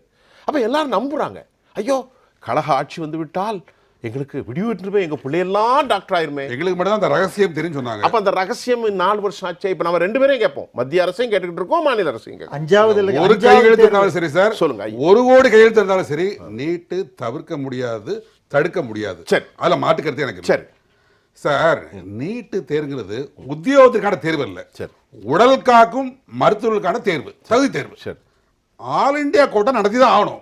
இப்போ ஏற்கனவே நண்பர் சொன்னார், ஆல் இண்டியாவில் 1 லட்சத்துக்கு மேலே சீட் இருக்கு. இப்போ நம்ம தமிழ்நாட்டு மாணவர்கள் உள்ள போகணும் அப்படின்னா நீட் எக்ஸாம் அவங்க எழுதி தான் ஆகணும். ஏன்னா 15,000 சீட்ஸ் இருக்கு. அவங்க எம்பிபிஎஸ் போகலாம், உங்களுக்கு அவங்க பிடிஎஸ் போகலாம். ஆனால் நீட்டை இவங்க முறைப்படி நடத்துறேங்கிறது எனது குற்றச்சாட்டு. உதாரணமா நீ கடந்த வருஷத்துல நான் பேசுறேன், 2024 பேசுறேன். 2024 நீட் எக்ஸாம் நடந்தது, உங்களுக்கு தெரியும். ரிசல்ட்டை வெளியிடுறாங்க. ரிசல்ட்டை வெளியிட்டு அடுத்த ஒரு 5 மணி நேரத்தில் ஏன் ½ அன் ஹவர்ல ரிசல்ட்டை மாத்துறாங்க. அதாவது சார் நீங்க வந்து முதல்ல 720க்கு 650 சொல்லிட்டாங்க, நான் 720க்கு 700 சொல்லிட்டாங்க. நான் மகிழ்ச்சி கடல இருந்தேன். அடுத்த ½ அன் ஹவர்ல நீங்க கவனிச்சிருப்பீங்க நான் நினைக்கிறேன், என்னுடைய மார்க் வந்து குறைஞ்சு போயிருது. அப்போ நீங்க ஒரு எக்ஸாம் நடத்துறீங்க, நேஷனல் டெஸ்டிங் ஏஜென்சி NTA நடத்துறீங்க, NTA நீங்க நடத்துறீங்க, JEE எக்ஸாம் நடத்துறீங்க, எல்லாம் நடத்துறீங்க. ஆனால் ஒன்ஸ் நீங்க ரிசல்ட் அனௌன்ஸ் பண்ணிட்டு அந்த ரிசல்ட் இல்லைன்னு எப்படி நீங்க சொல்ல முடியும்? சொல்ல முடிஞ்சது ரொம்ப கஷ்டமா இருக்கும்ல, மகா தவறுது. சார் நான் இந்த எஜுகேஷன் ஃபீல்டு 30 வருஷமா இருக்கிறேன். ஒரு பையன் நீங்க செண்டம் போட்டுட்டு இல்லப்பா சாரிப்பா நீ செண்டம் இல்லை நீ 97 அப்படின்னா அந்த பையன் எப்படி கேள்வி கேட்பான்னு எனக்கு தெரியும். இதில் அடுத்தது பாருங்க, நேற்று நடந்த நீட் எக்ஸாம் பல சென்டரில் குளறுபடி. அதாவது சார் நீ நீட் தேர்வு எப்படி நடத்துகிறாங்கன்னா ஏதோ இந்த போருக்கு போகிற மாதிரி இவங்க நடத்துகிறாங்க. எல்லா ஹால்லையும், நானும் இந்த லைன்ல இருக்கிறேன், எல்லா ஹால்லையுமே சிசிடிவி இருக்குது. நீங்க ஒரு ப்ரொஃபசர் இல்லை சார், நீங்கள் சிசிடிவி கண்டிப்பாக உண்டு. இப்போ JEE எக்ஸாம் நடக்குது, நாட்டா நடக்குது, நான் ICAR எக்ஸாம் நடக்குது. நீட்டை பொறுத்தவரை மத்தியானம் நடத்துறீங்க, அதெல்லாம் மகிழ்ச்சி. ஏன்னா ஆல் இண்டியா கோட்டாவுக்கு நம்ம மக்கள் எழுதணும் என்பது எனக்கு மாற்று கருத்து இல்லை. ரைட். நான் இப்போ நான் நிறைய பாயிண்ட் கொடுத்தேன், நிறைய டைம் தரணும் சார். சார் மாற்று கருத்து நிறைய சார், உங்க கருத்து என்ன சார்? இப்போ நீங்கள் போறீங்க, நேற்றுக்கு நடந்தது, இந்த மாணவர்களுக்கு உள்ளே போகிறாங்க. அதாவது நீங்கள் வந்து ஃபுல் ஹேண்ட் ஷர்ட் போகக்கூடாது, ஆமாம், சுடிதார் போடக்கூடாது, துப்பட்டா போடக்கூடாது. ஏங்க அப்போ இன்விஜிலேட்டரோட வேலை என்ன சார்? நானும் இன்விஜிலேட்டர் இருந்திருக்கோம், நானும் 30 வருஷமா அந்த லைனில் இருக்கிறோம். ஒரு பையன் காப்பி அடிக்கிறான் இல்லை பார்த்தாலும் எனக்கு தெரிஞ்சிடும் அவன் எப்படி, அவன் பேப்பர் இருக்குதா இல்லையா. அல்லாடா இன்விஜிலேட்டர் லாக்கே இல்லை, பேராசிரியர் லாக்கே இல்லை, ஆசிரியர் லாக்கே இல்லை, அன்ஃபிட் ஆள தெளிவாக சார். சிசிடிவி இருக்கு.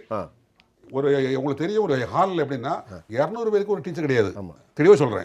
15 பேருக்கு ஒரு பேராசிரியர் அசிஸ்டன்ட் ப்ரொஃபசர் இருப்பாங்க. எல்லாமே எக்ஸ்பீரியன்ஸ் ஆள உள்ள போட்டு நாம 10வது பரீட்சை எழுதி திருதிருன்னு இப்படி பார்த்த ஆள்கள் தானே சரி. இப்போ என்ன நடக்க போகுதுன்னு இவங்க ஷூவை கழட்ட சொல்லி அதெல்லாம் கரெக்ட், சப்பல்லாம் போடுறோம், டவுட்டே இல்லை. ஆனால் நீங்க மாணவர்களுக்கு உளவியல் ரீதியான தாக்குதல். சரி, நீ இத்தனை பட்டர் போட்டிருக்க, பட்டர் கட் பண்ண, ஏற்கனவே எக்ஸாம்னாலே பதட்டம் இருக்கும். நீ அதை கட் பண்ண இதை கட் பண்ண அவனுக்கு மிரட்டும் பொழுது கண்டிப்பா மறந்துடுவான். இப்போ நான் பேசியிருக்கேன் சார், நீங்க எனக்கு கடுமையான கோவப்படுறீங்க அப்படின்னா எனக்கு வரக்கூடிய பேசக்கூடிய கருத்துக்கள் எனக்கு வராது இங்கே. ஆனா இது என்னோட ஏஜ் வந்து வேற. அந்த பையனோ 18 வயசோ 20 வயசோ ரிப்பீட்டா இருப்பான் பதட்டத்தில். அவனுக்கு நீங்க பதட்டத்தை கொடுக்கும் பொழுது கண்டிப்பா எக்ஸாம் வந்து பிளஷரா இருக்காது, ப்ரெஷரா இருக்கும். இது நம்பர் 1. நம்பர் 2, நீட்டை பொறுத்து கொண்டு வரும்பொழுது என்ன சொன்னாங்கன்னா குவாலிட்டி வரும் அப்படின்னாங்க. எனக்கு ஆக்சுவலாக நீட்டில் வந்து ஏன் நான் அதை ஆதரிக்கிறேன்னா ஆல் இண்டியா கோட்டாக்குள்ளே போகணும். நம்ம தமிழ்நாட்டு மாணவர்கள் ஆல் இண்டியா கோட்டா 15% போகணும். ஆனால் நம்ம ஏற்கனவே நான் பேசியிருந்தோம் 85 விட்டுருங்க, 80 விட்டுருவோம். இப்போ நீட்டில் 720க்கு ஒரு மார்க் போடணும். 720, 700, 650 அப்படி தான் நீ கொடுக்குறோம்.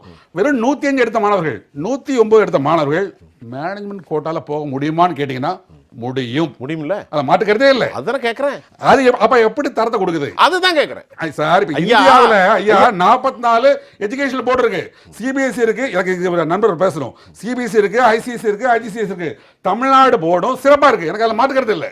தமிழ்நாடு மாநில பாடத்திட்டம் சிபிஎஸ்சிக்கு நிகராக மரியாதைக்குரிய பள்ளிக்கல்வித்துறை அமைச்சர் செங்கோட்டையன் அவர்கள் பீரியடில் சிறப்பாக மாற்றி அமைச்சாங்க. நல்ல அது நமக்கு அண்ணா திமுகவோ தமிழ்நாடு பாடக்கல்வி சிறப்பாக இருக்கு, அதில் மாற்று கருத்து கிடையாது. ஆனால் இங்கே கேள்வி நீங்கள் என்ன அப்படின்னா 109 எடுத்த மாணவர்கள் கையில் பணம் இருந்ததுன்னா அவனுக்கு சீட்டு கிடைக்குது. ஒரு நிமிஷம், இது எந்த வகையில் இது ஒரு நியாயம்? ஒரு நிமிஷம், குவாலிட்டி இருக்குதா? இப்போ ஒரு நிமிஷம் இருங்க, இப்போ நான் உங்களுக்கு டைம் தரேன். இப்போ கேள்வி என்னன்னா, திமுக இமாலய தவறு புரிந்து ஆசைகளை ப்ரொவோக் பண்ணி மக்களை வஞ்சித்திருக்கிறதுல எந்த தவறும் இல்லை.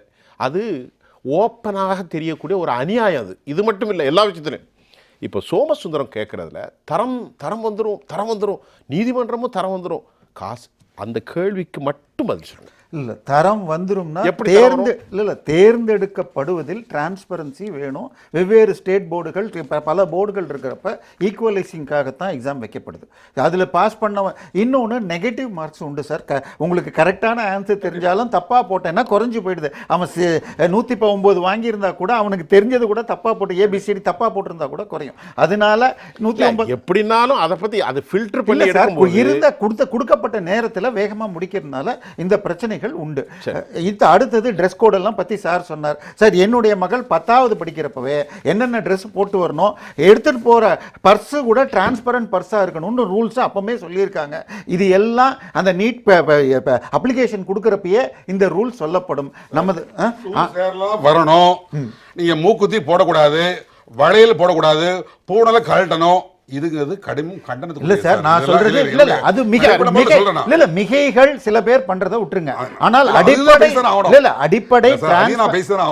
அடிப்படை பாக்ஸ் கூட எடுத்துட்டு வரக்கூடாது, டிரான்ஸ்பரண்ட் பவுச் ரூல்ஸ் கண்டிப்பா ஃபாலோ பண்ணணும். 10வது ஒரு நிமிஷம் போக கூடாது அப்படினா சரி ரைட். இப்போ அதை விட்டுருங்க. இப்போ advocates are calling for mandatory என்ன செய்யணும்னு ஒரு 4-5 பாயிண்ட் டெல்லியிலிருந்து வெளியாகுது. அதுல முக்கியமா இந்த ஸ்ட்ரெஸ்ஸாக இருக்கிற ஸ்ட்ரெஸ் மேனேஜ்மெண்ட் ப்ரோக்ராம்ஸ் கண்டிப்பாக தேவை. Point number 1. இரண்டாவது ஆன்டி ஹராஸ்மெண்ட் பாலிசி இன் மெடிக்கல் காலேஜஸ், அதை விட்டுருங்க, அது சேர்ந்த பிறகு. 3வது இருக்கு பாருங்க, இந்த ஸ்ட்ரெஸ் டியூ டு இன்அடிக்குவேட் மென்டர்ஷிப்புங்கிற வார்த்தையில் ஒரு ட்ரைபல் பிள்ளைக்கு இருக்கிற தாய் தந்தைக்கு இது எப்படி ஹவு இஸ் இட் சூட்டபிள் ஆகும்? மென்டர்ஷிப்னா என்ன? அவர்களுக்கு ஊக்கம் கொடுக்கக்கூடிய அந்த தாய் தந்தைக்கு என்ன அறிவு இருக்கும்? நான் கேட்குற பதில் சொல்லுங்க. அப்ப இந்த பிள்ளைகளுக்கு ஸ்ட்ரெஸ்ல இருந்தா அந்த குழந்தையில பார்த்து பேசக்கூடிய நாலேஜ் இருக்குமா? கண்டிப்பா இருக்காதுல்ல. அப்ப இது ஒரு அநியாயம் தானே. இது இந்த தற்கொலைகளுக்கு காரணம். நவோதயா பள்ளிங்கிறது முழுக்க ரூரல் மாணவர்களுக்காக நடத்தப்படும் பள்ளி. அதுல அங்கிருந்து கலந்து கொண்டவர்கள் கிட்டத்தட்ட 80% பேர் நீட் கிளியர் பண்ணியிருக்காங்க. அதுவும் பட்டியல் ஜாதியை சேர்ந்த கிட்டத்தட்ட முதல் தலைமுறை இருப்பாங்க. தயவு செய்து ஜெனரலைஸ் பண்ண வேண்டாம். இது கிரீம் ஆஃப் நான் சொல்றது மேனேஜ்மெண்ட் கோட்டாவை எடுக்காதீங்க. உடனே அதை திருப்பி கொண்டு வர வேண்டாம். மீதமுள்ள நான் சொல்றது அது 10%. சார் அதுவும் சார் நீங்க என்ன சொன்னீங்க? நான் சொன்னேன் பொருள் இல்ல இருக்கு. அவர் சொல்லிட்டு ஐயா சொல்லிட்டு சார் அதுவும் சேர்த்தான சார் 10% 1% கூட நாங்க கேட்கற ரைட்ஸ் இருக்கு சார். நீங்க என்ன சொன்னீங்க? குவாலிட்டி வரும். நீங்க நாங்க அந்த முழுக்க நம்புறேன். அதான் கேள்வி. நீங்க சொல்லிட்டேன்ல சார், இப்ப பணம் இருக்கு சார். இப்ப நண்பர்ட்ட பாண்டியன் சார் பணம் எல்லாம் வச்சுப்போம். உங்க பணம் எல்லாம் வச்சுப்போம். அப்ப அவர் குழந்தைக்கு ஒரு நீதி, ஏன் குழந்தைக்கு நீங்கிறது இது நீதியா? முதல்ல இது அநீதி. குவாலிட்டி இங்க இல்ல சார். இன்னொன்னு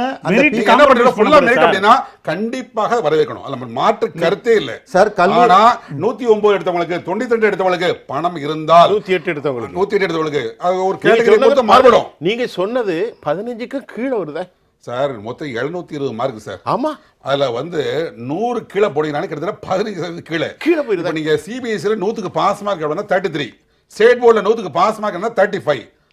லெஸ் தென் 15% எடுத்தவங்களுக்கு பணம் இருந்தால் சீட்டு. நெகட்டிவ் ஒரு நிமிஷம் வரேன். பாண்டியன்ற கேள்வி சரியா? இந்த நியாயம் 720க்கு ஒரு சென்டர்ல 6 பேர் சென்ட் அடிச்சிருக்கான். 720 அவுட் ஆஃப் 720. கிரேஸ் மார்க்கு 1528 பேருக்கு போட்டிருக்கீங்க. 4 பேர் 5 எடுத்து 115 எடு, 725 எடு, 715 எடுத்தவன் என்ன பண்ணியிருக்கான்? இன்னொருத்த 718 எடுத்திருக்கான், ஒருத்தன் 19 எடுத்திருக்கான். இது எப்படி பைத்தியகாரத்தனமா இருக்கு? 5 மார்க் எடுக்கிறவன் 18 19 எடுத்தான். சரி விட்டுருங்க, விட முடியாது சார். அதெல்லாம் விட்டுருங்க. இப்போ அடுத்து இந்த சப்ஜெக்ட் கரெக்டாக வருங்க. திமுக அரசு முடிய போதில்ல. இப்போ நாங்கள் கேட்குறோம், நான் ஒரு citizen have a right to ask my chief minister. நீங்கள் கொடுத்தீங்களே எங்களுடைய பிள்ளைகள் பதவிக்குத என்ன செய்ய போறீங்க? இந்த கேள்விக்கு பதில் சொல்லுங்க சார். இப்போ இது ஒன்றும் இல்லை சார். இப்போ இந்த கேள்விக்கு பதில் சொல்லுங்க. இந்த கேள்விக்கு தான் நான் பதில் சொல்லுவேன். சொல்லுங்க. இந்த ஒன்று மட்டும் சொல்லிட்டு அப்புறம் அடுத்தது தரேன். இந்த நேஷ்னல் டெஸ்டிங் ஏஜென்சிங்கிறது இது ஒரு ப்ரைவேட் பாடி, இது ஒன்றும் கவர்மெண்ட் பாடியே கிடையாது ஃபஸ்ட்டு. அப்போ இவங்க நடத்தலாமா அப்படின்னு ஒரு ஃபஸ்ட்டு கொஸ்டின் வருது.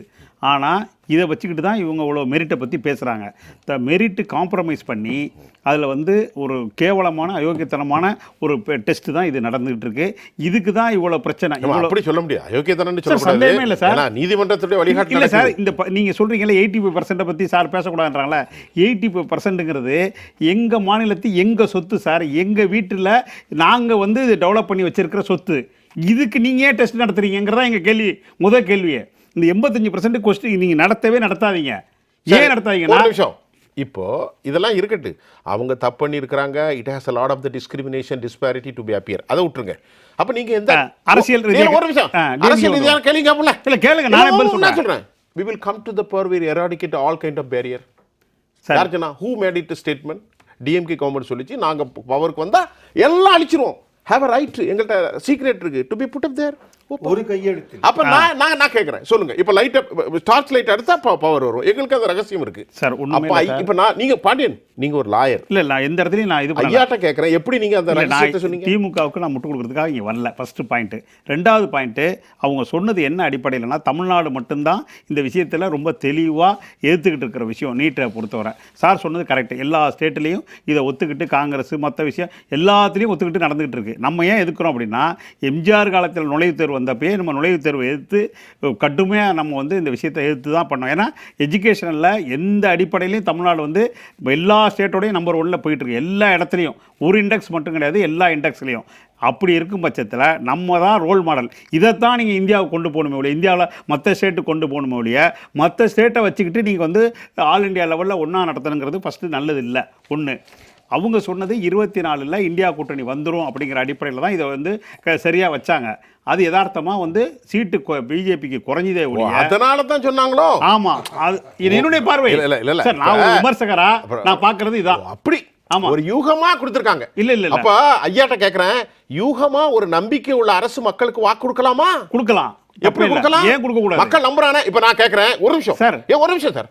என்னுடைய குழந்தைக்கு சளியா இருக்கு, இப்போ டாக்டர்கிட்ட போகணும், எனக்கு 500 ரூபா வேணும், என்கிட்ட 10 பைசா இல்லை, ஃபிட்டு வந்துட்டு பாண்டியன் ஐயா எனக்கு ஒரு 500, உடனே புறப்பட்டுவாங்க. வீட்டுக்கு வந்துச்சுன்னா பிள்ளை இறந்து போயிருமே ஐயா. ஆமா, அது மாதிரி தானே இது இறந்துகிட்டு இருக்கு. இப்போ என்ன 21 பிள்ளை இறந்து போச்சு ஐயா. நீங்க என்ன சொல்றீங்க? ஐயா என்ன சொல்றீங்க? நம்பிக்கையின் அடிப்படையில் மேலே இந்தியா கூட்டணி வந்துரும் நம்புனாங்க. இது எவ்வளவு பெரிய சபோட்டேஜ்? இல்ல, கிடையாது. இதுதான் கரெக்ட். இந்தியா கூட்டணி வந்திருந்தாலும் உச்ச நீதிமன்றத்தில் போய் இது இருக்குல்ல, இப்ப போனால் மட்டுமே ஜெயிக்கும். 2020 டிஎம்கே எது கொடுத்தாங்க? CMC versus state of India கேஸ்ல தமிழக அரசு நீட் தேவை என்று சொன்னது 2022 திமுக அரசு நீட் தேவை என உச்ச நீதிமன்றத்தில் அபிடவிட் கொடுத்து அதை உச்ச நீதிமன்றம் ஏற்றுக்கொண்டிருக்கிறது. இன்னைக்கு ரைட் டு எஜுகேஷன் என்பது இது மைனாரிட்டி பள்ளிகளுக்கு எக்ஸம்ஷன் உண்டு, ஈவன் எய்டட் ஸ்கூல். ஆனால் நீட்டை பொறுத்தவரை எந்த ஒரு மைனாரிட்டி இன்ஸ்டிடியூஷன் உட்பட யாரும் நடத்த முடியாதுன்னு 2020 சுப்ரீம் கோர்ட் தீர்ப்பு கொடுத்தாச்சு. இந்த ஆட்சி வருவதற்கு முன்பே, அதாவது 21ல் தான் இவங்க வந்தாங்க. 22ல் இந்த திமுக ஆட்சி சுப்ரீம் கோர்ட்ல போய் சிஎம்சி சொல்றது போய் நீட்டு வந்தாதான் சமூக நீதி காப்பாற்ற முடியும், அதனால நீட்டு படிதான் சிஎம்சி சேர்க்கணும்னு திமுக அரசு அபிடவிட் கொடுத்ததை உச்ச நீதிமன்றம் ஏற்றுக்கொண்டு சிஎம்சிலையும் நீட் ஃபாலோ பண்ணப்படுகிறது. திரு ரமேஷ் சார், நீண்ட நேரம் நீங்க இதெல்லாம் கேட்டுட்டு பதில் சொல்லணும்னு வச்சிருந்தேன். உங்களுடைய பதிலுக்கான டைம் சொல்லுங்க சார். இதுல பாண்டியன் சார் வந்து ஒரு கேள்வி கேட்டாரு. எல்லாம் முதல்ல அதெல்லாம் கொண்டு வரதுக்கான, இப்ப நீங்க நீட்டுன்னு ஒண்ணு வந்திருக்கு அப்படின்னா சிஸ்டம்குள்ள இன்ட்ரோடியூஸ் பண்ணதே யாருங்கிற ஒரு கேள்வி இருக்கு. அது ஒண்ணு. ரெண்டாவது விஷயம், அது வந்து சப்ஸ்டாண்டர்டான டாக்டர்ஸை கொண்டு வந்திருக்கு அப்படின்னு இவர் சொல்வாரானால், அப்போ உங்களுக்கு அதுல வந்து அந்த தேர்வுக்கு அப்பியர் ஆறவங்க இப்போ கவுண்ட் கம்மியா இருக்காங்கிற ஒரு கேள்வி வருது. அப்போ பர்சன்டைல், அப்போ என்ன சொல்றேன், அப்போ என்ன பண்ணணும், நீங்க அதை கரெக்டிவ் மெஷர் எடுக்கணுமா, இல்ல அது நீங்க கூடவே கூடாதுன்னு சொல்றோமா? இப்ப நான் என்ன சொல்றேன், மினிமம் பர்சன்டேஜுக்கு மேல பர்சன்டைல் அப்ளை பண்ணலாம்னு சொல்லணுமா, இல்ல பர்சன்டைல்ங்கிறதுனாலே அதை கொடுத்துக்கலாமா அப்படிங்கிற ஒரு கேள்வி வருகிறது இல்லையா? இதையெல்லாம் வந்து ஒரு தெளிவு பெறுப்பதற்காக அதை சரிப்படுத்தும் நோக்கில கொண்டு போகணுமா, இல்லைன்னா இல்ல நம்ம எப்படி வேணா பண்ணிக்கலாம். ஏன்னா கடந்த காலங்கள்ல இதனால பல ஊழல்கள் நடைபெற்றிருக்கிறதுங்கிறதையும் பார்க்கிறோம். அதே மாதிரி பணம் கொடுத்தால்தான் மாணவர்களுக்கு இந்த வாய்ப்புங்கிறதும் இருக்குங்கிறத பார்க்கிறோம். அடுத்த விஷயம் கேட்கறது வந்து இந்த கோச்சிங் சென்டர் மாஃபியா. நான் இப்படியே ஒரு வார்த்தையை யூஸ் பண்ணி கோச்சிங் சென்டர் மாஃபியா அப்படிங்கிற ஒரு வார்த்தையை நம்ம உபயோகிச்சோம்னா, நான் என்ன கேட்கிறேன், தமிழ்நாடு அரசு வந்து நீட்டுக்கு எதிராக இருக்கிறது. 2 விஷயம் பண்ணணும். ஒண்ணு, அரசு பள்ளி மாணவர்களுக்கு அவங்களுடைய பாடத்திட்டத்தின் தரத்தை நீங்கள் உயர்த்தினால், அதேதான் உங்களுக்கு நீட்டில இருந்து ஆரம்பிச்ச எல்லாத்துக்கும் உண்டான இந்த பாடத்திட்டங்களை நீங்க இன்க்ளூட் பண்ணிட்டீங்கன்னா உங்க ஆசிரியர்கள் தரமான ஆசிரியர்களாக இருக்கும் பட்சத்தில் அவங்க அதுல வந்து பாடத்திட்டத்துல நடத்த முடியும். 2வது, இல்லையா ஒரு கோச்சிங் அடிஷனல் கூடுதலா ஒரு கோச்சிங் கொடுக்கலாங்கிறத பண்ண முடியும். 2. 3வது முக்கியமான விஷயம், நீங்க தனியார் கோச்சிங் சென்டரை நீங்க அப்படித்தான் நீங்க நீட்டுக்கு எதிராக இது பண்றீங்கன்னாக்க தனியார் கோச்சிங் சென்டரை பேன் பண்ணிடுங்க. அதே மாதிரி இங்கே தொடர்ந்து பரப்பப்படும் பொய் என்னன்னா, இங்கே இருக்கக்கூடிய சீட்டு கவுண்ட் நம்ம ஸ்டேட்ல இருக்கிறத சொல்றாங்க வந்து, வெளி மாநிலத்தில் இருக்கக்கூடிய எவ்வளவு நம்ம வெளிமாநில மாணவர்களுக்கு கோட்டா தமிழ்நாட்டுல எவ்வளவு இருக்குன்னு சொல்றோம். ஆனா மற்ற மாநிலங்களில் இருக்கக்கூடிய அத்தனை கோட்டா விஷயங்களை ஏன் வந்து முறைப்படியாக மாணவர்களுக்கு எடுத்து சென்று அங்க அவங்க படிப்பதற்கான வாய்ப்பையும் அதற்கு உண்டான வசதிகளையும் ஏன் இந்த அரசு செயல்படுத்தி கொடுக்க கூடாது? நான் என்ன கேட்கிறேன், இங்க மாணாக்கர்கள் படிக்கிறாங்க அப்படின்னாக்கா நீங்க அவங்க செலவை எல்லாத்தையும் ஏத்துக்கிறேன்னு சொல்றீங்க இல்லையா? அதுக்கு பதிலா நான் என்ன தெரியுமா சொல்றேன், வெளியூர்ல ஆந்திரா இருக்குன்னு வச்சுங்க, அங்க மாணாக்கர்களுக்கு ஒரு தங்கும் விடுதியை மட்டும் இந்த அரசு ஏற்படுத்தி கொடுத்தால் கண்டிப்பாக மாணாக்கர்கள் அங்க போய் படிக்க போறாங்க. கர்நாடகா ரமேஷ் இப்போ சோமசுந்தர் சார் கோர்ட்டுடைய ஆகஸ்ட் 2, 2024 லீக்கேஜ் சம்பந்தமாக ஒரு வடிக்ட் வெளியிட்டிருக்காங்க. கோர்ட் என்ன சொல்லிட்டுனா, ரமேஷ் சொன்ன கேள்வி, ரமேஷ் ஒரு முறை வாய்ப்பு கொடுக்குறேன். The court concluded that there was no evidence of the systematic leak or widespread misconduct that would invalidate the entire examination அப்படின்னு சொல்லிட்டாங்க. அதெல்லாம் கிடையாது, ஏதோ முன்ன பின்ன ஏதோ ஒரு சென்டரில் தான் நடந்திருக்கு தவிர இந்தியா ஃபுல்லெல்லாம் நடக்கலை அப்படின்னு கோர்ட்டு அக்கார்டிங் டு கோர்ட்டு. இப்போ ரமேஷ் சார் சொல்கிறாங்க, தமிழ்நாடு அரசு எல்லாத்துக்கும் நிதி ஒதுக்குது இல்லை, அவர் கேட்ட கேள்விக்கு பதில் சொல்லுங்க. செய்யலாம் இல்லை திமுக அரசு? இல்லை சார், கண்டிப்பாக அது தமிழக அரசு செஞ்சுதான் ஆகணும். நான் ஏற்கனவே சொன்னபடி ஆல் இண்டியா கோட்டாக்கு 15% இருக்குது. தமிழக அரசு அதிக அளவில் நீட் பயிற்சி மையங்களை ஏற்படுத்த வேண்டும் என்பதில் மாறுக்கிறது இல்லை. ஏன்னா நம்ம தமிழ்நாட்டு மாணவர்கள் அகில இந்திய அளவில் போகிறோம் அப்படின்னா நீட் எக்ஸாம் எழுதணும். ஒரு காலத்தில் எய்ம்ஸ் இருந்தது, ஒரு காலத்தில் ஜிப்மர் இருந்தது, நீட் இருந்தது. இப்போ எல்லாத்துக்குமே நீட் கொண்டு வந்துட்டாங்க. அதில் எழுதிதான் ஆகணும். இல்லை ரமேஷ் சார் என்ன கேட்குறாங்கன்னா, ட்ரைபலை பற்றி பேசுகிறீங்க, திராவிடியன் மாடலை பற்றி பேசுகிறீங்க, அயோத்திதாஸ் பண்டிதரை பற்றி பேசுகிறீங்க, ஜஸ்டிஸ் பார்ட்டியை பற்றி பேசுகிறீங்க. மலை கிராமத்தில் இருக்கிற மாணவர்கள் சென்னைக்கு வந்து படிப்பதற்கு திமுக அரசு நடவடிக்கை எடுக்கலாமே, லெஜிட்டிமேட் ஃபைட்டை 2வது செய்யலாமே. கோர்ட்டு கன்க்ளூட் பண்ணிட்டு systematic leak or widespread misconduct that would invalid entire the exam அப்படி ஒன்றும் இல்லை, ஒரு பகுதியில் தான் நடந்திருக்குன்னு கோர்ட்டு கன்க்ளூட் பண்ணிட்டு. அந்த ஒரு பகுதியில் எப்படி சார் நடக்கலாம்? முதல்ல நடக்கக்கூடாது சார். நீங்க ஒரு பகுதி கோர்ட்டு ஒரு இல்ல கரெக்ட் சார், கோர்ட்டை பத்தி நான் விமர்சிக்க முடியாது, கல்வியாளர் தான். ஒரு பகுதியில் நடக்கக்கூடாது. என்னுடைய வருத்தம் என்னன்னா, ஒரு மாணவனுக்கு பாதிப்பு இருந்தாலும் தவறு தான், அதுல மாட்டுக்கிறதே இல்லை. நீங்க ஒரு சென்டர்ல லீக் ஆயிருக்கு, மற்ற சென்டர் லீக் ஆகல அப்படின்னு சொல்வது என்னை பொறுத்தவரை அதை ஏற்க முடியாதுன்னு நான் ஒரு தாழ்மையா தான் பேசுறேன். நீங்க நீட்ல நாம உயர்ந்த கோர்ட் என்னைக்கு மதிப்பில்லை, அதுல ஒண்ணு இல்ல, கோர்ட்டுக்கு சொன்னதான் 100% கரெக்ட்.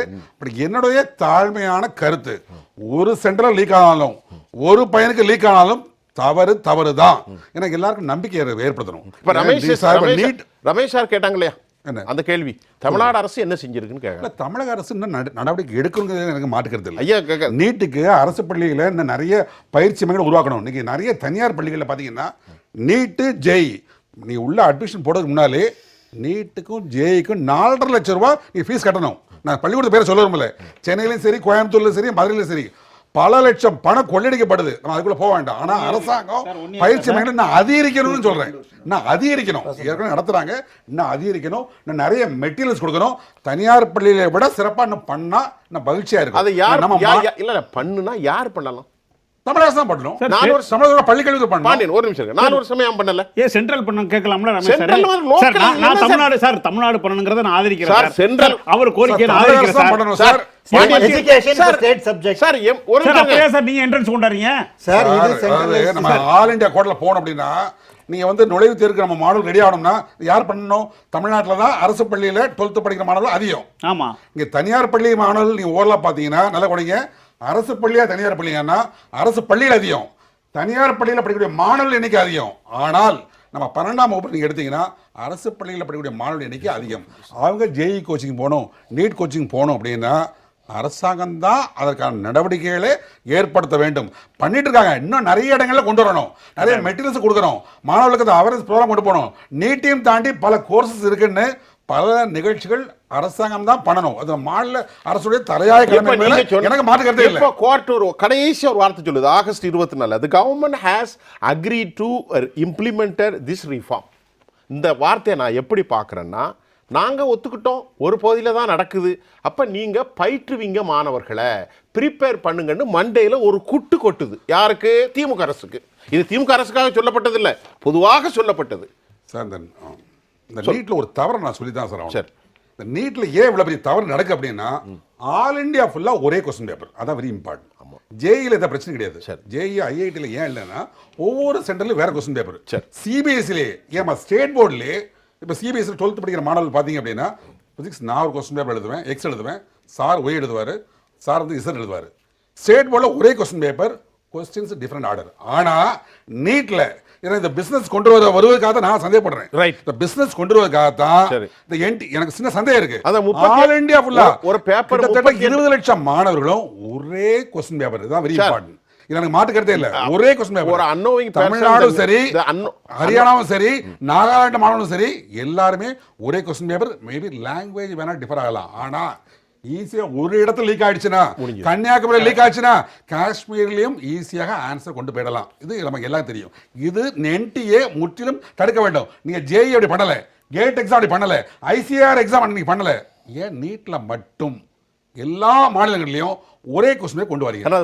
காரணம் அது பாதுகாக்கிறது ரொம்ப கஷ்டமாயிரும். ரொம்ப ஜம்மு காஷ்மீர்ல லீக் ஆனா கன்னியாகுமரிக்கு வந்துரும். ஆமா சார், கன்னியாகுமரி லீக் ஆனா காஷ்மீர் உடனே போயிடும். இது கடும் கண்டனத்துக்குரியது. இதை என்டிஏ ஏன் பண்ணல? இதுதான் என்னுடைய ஆதங்கம். இதுல நீங்க ஒரு நிமிஷம் எல்லாரும் ஒரு விஷயம், இந்த நீட்ல இந்த மாதிரி குளறுபடிகள் நடந்ததுன்னா டிஎன்பிஎஸ்சியில் அதை விட அதிகமான குளறுபடிகள் நடந்திருக்கு. ஸோ போட்டியில் வெற்றி பெறறதுக்கு குறுக்கு வழி தேடுபவர்கள் எங்கும் தவறு நடக்கும். அதை எந்த அளவுக்கு சரி பண்ணணுங்கிறது தான் முக்கியம். ஒரு இடத்துல நடந்ததை வச்சுட்டு பேன் பண்ணுங்கிறது முடியாது. இது வந்து நீட்டு தேர்வு வந்து தகுதியுள்ளவர்களை சேர்க்கிறதுக்கு மட்டும்தான் இருக்கு. எம்பிபிஎஸ் முடிக்கிறதுக்கு அவனுடைய படிப்புல தான் வருது. அதனால நீட்ல சேர்ந்துட்டு எம்பிபிஎஸ்ல வந்து இது பிஜியில் இதாச்சுங்கிறது இதுல எடுக்க வேண்டியதே இல்லை. செலக்ஷன் வந்து உங்களுக்கு டிரான்ஸ்பரண்டா நடக்கிறதுக்கு ஒரு பேலன்சிங்க்கு தான், ஒரு வெளிப்படையா, அவ்வளவுதான். இதுக்கு ஒரே ஒரு கேள்வி. 108 மதிப்பெண் எடுத்தவன் தகுதியான மாணவன் சொல்றீங்களா சார்? கல்லூரி நடத்துவதற்கு இன்னைக்கு ஒரு காலேஜ் கட்டுறதுக்கு 500 கோடி ரூபாய் வேணும். அந்த ஃபீச்சர்ஸோட தவறா இல்லையா? இல்ல சார், ஒரு 10% சார் நான் நான் 550 சார், நீ 108 சார். சரி, நீ 550 சரி, நான் 108. இல்ல என்கிட்ட பணம் இருக்கு, நான் உள்ள போறேன், நீங்க உள்ள போக முடியாது. சார் காலேஜ்ல இல்ல, காலேஜுக்கு கொடுக்கிற இன்ஃப்ராஸ்ட்ரக்சரை குறைக்க முடியும். ஆனால் இன்னைக்கு வச்சிருக்கிற பேட்டர்னுக்கு காலேஜ் குவாலிட்டி இல்ல அர்த்தம். இல்ல சார், நான் சொல்றேன் வாதம் அதுதான். இல்ல காம்ப்ரமைஸ் சார். 10% சீட் மேனேஜ்மென்ட் கோட்டாக்கு கொடுத்தால்தான் 100ல இருந்து 200 கோடி இல்லாம ஒரு காலேஜை கட்ட முடியாது. இப்ப இவரே ஒத்துக்கிட்டார்ல சார். இப்ப சார் ஐயா சொல்லி இல்ல 10% உள்ளவங்கள இப்படி பண்ணுனா தகுதியற்ற மருத்துவர்களை உருவாக்குறாங்களா இல்லையா? நீட் அவ்வளவுதான் மேட்டர். அதுதான் ஒரே கேள்வி. நண்பரே சொல்லிட்டாரு. இல்ல நான் வரேன், ஒரே நிமிஷம் சார். மார்க் ரமேஷ் உங்கள்ட்ட வரேன். ரமேஷ் வரேன். இது முடிச்ச பிறகு உங்களுக்கு டைம் 2 நிமிஷம் தரேன் சார். நேத்து உங்களுக்கான டைம் நான் வச்சிருக்கேன். நேத்து நடந்த தேர்தல்லே தேர்வுலயே 40 லட்சம் ரூபாய்க்கு இந்த क्वेश्चन பேப்பர் லீக் ஆயிருக்கு சார். இன்னைக்கு காலைல இது வந்துருச்சு. ஏன் கிடைச்சது 38 லட்சம், 2 லட்சம் முன்ன 2 லட்சம் அது உங்களுக்கு சார். இது போன்ற விஷயங்கள்ல 10க்கு 9 முறை தவறாக இருக்க ஃபேக் நியூஸாக இருப்பது தான் வாய்ப்பு அதிகம். இல்ல கிடையாது. டிவில வந்து நியூஸ் இல்ல, நான் சொல்றது 10க்கு 9% ஃபேக் நியூஸா தான். இது எதுக்கு இந்த தேர்வை நீங்க வச்சிட்டு அழுவுறீங்க? அப்ப அவர் என்ன சொல்றாரு தேவப்பிரியா? பல கோடி செலவு பண்ணி வாங்கினா காசு வாங்கணும்ல. அப்ப தரமற்ற மருத்துவர்களை உருவாக்குறீங்கன்றது ஒரே நிமிஷம். நான் சொல்றது அதான், பொருள் இல்லாருக்கு இவ்வுலகம் இல்லைங்க. அருள் இல்லாருக்கு அவ்வுலகம் இல்லையா? பொருள் இல்லாருக்கு இவ்வுலகம் இல்லை. அவர் வாயால தரமற்ற மருத்துவர்கள் இல்ல, ஒரு நிமிஷம் சார். 109 மார்க் வச்சுட்டாரு. இல்ல கல்வி இல்லைன்றாரு. இல்ல 109 சார். 10% சீட் பண்ணா தான் காலேஜ் பிரைவேட் கட்ட முடியும். அவர்கள் எடுக்கணும்ங்கிறதுக்கு கோர்ட் உட்பட ஏற்றுக்கொண்டதுதான் இது. அப்போ 110 மருத்துவர்கள் வந்து போலி மார்க் காத்திருக்காரு. ரமேஷ் ஐயாட்ட கேட்பேன் சார். ஒரு 2 நிமிஷம் எடுத்துக்கிடுங்க. இல்ல அதாவது இதுல சொல்லக்கூடியதை இதையும் ஒரு சரி பண்ண முடியும். முதல் விஷயம், மினிமம் கட் ஆஃப்ங்கிறது ஒண்ணு இருக்கு, வெறும் நீட்ட மட்டும்ங்கிறது கிடையாதுங்கிறது ஒண்ணு இருக்கு. 2வது முக்கியமான விஷயம், நீங்க சொல்றீங்க இல்லையா, கவர்மெண்ட்ல இருந்து இயர் ஆன் இயர் சப்சிடி கொடுக்க சொல்லுங்க மேனேஜ்மெண்ட் கோட்டாக்கு, அப்படி தேவைப்பட்டதுன்னா. ஏன்னா அந்த மினிமம் இதுல வந்து ஒருவேளை உங்களால ஃபில் பண்ண முடியல அப்படின்னாக்க, நீங்க ஒரு சில மாணாக்கர்களை எடுக்கிறீங்கன்னாக்கா மேபி கவர்மெண்ட் கேன் சப்சிடைஸ் பண்ண முடியும். அப்படி அதன் மூலமா இந்த யாரெல்லாம் வந்து இந்த இதை வந்து பிரைவேட் இன்ஸ்டிடியூஷன் நடத்துறாங்களோ அவங்களுக்கு ஒருவேளை லாப நோக்கில் குறைந்த லாபத்துல மேபி பண்ணுவதற்கான ஒரு வாய்ப்பு இருக்குங்கிறது 2. 3வது முக்கியமான விஷயம், நம்ம பார்க்க வேண்டியதை சொல்றேன், நம்ம எந்த கண்ணோட்டத்துல பாக்குறோம்னா, ஒண்ணு நேரா எதிர்க்கிறோம், இல்லைன்னா வந்து கண்மூடித்தனமா ஆதரிக்கும். பல விஷயங்கள் டாக்டர் சோமசுந்தரம் கரெக்டா சொன்னாரு. இந்த கொஸ்டின் பேப்பர் இருக்கா, இதுல இந்த பிரச்சனை இருக்கா, இதை நம்ம சரி பண்ணணும். இந்த மாதிரி எங்கெங்கெல்லாம் தவறு இருக்கிறதோ அதை சரி செய்துவிட்டு சரியான இடத்தை நோக்கி நகர்த்துவதுதான் சரியாக இருக்குமே தவிர, இப்ப நான் இன்னொன்னு கேட்கிறேன், இந்த முன்னாடி எல்லாம் வந்து 8 இடத்துல நீங்க எக்ஸாம் எழுதணும்னா மாணாக்கர்கள் எப்படி எழுத முடியும்? 8 டிஃபரன்ஸ் இது, ஜிப்மருக்கு தனியா எழுதுங்க, இதுக்கு தனியா எழுதுங்க, அதுக்கு தனியா எழுதுங்க அப்படின்னா ஒவ்வொரு என்ட்ரன்ஸ் எக்ஸாமையும் எத்தனை மாணாக்கர்கள் உட்கார்ந்து எழுதி கொண்டே இருக்க முடியுங்கிற ஒரு கேள்வி இருக்கு இல்லையா?